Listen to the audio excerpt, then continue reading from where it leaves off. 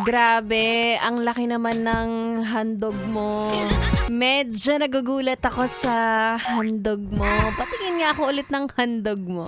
Ito na pala yung handog. Salamat sa malaking handog. Ibang handog to, hoy! Tatanda at lilipas ka rin. Nakakatawa na medyo maapektuhan ka kapag may mga kasama ka na nakasama mo simula bata. Tapos biglang parang naghiwalay na kayo ng daan.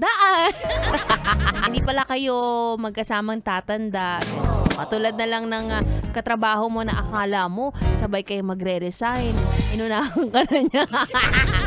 Akala ko masama-sama tayo dito. Bakit nauna ako umalis? Kaya kung meron kang friend, a yes friend, o kung sino man na-appreciate mo today, sabihin mo na lang today na appreciate kita today. Na-appreciate kita kasi baka wala ka na bukas.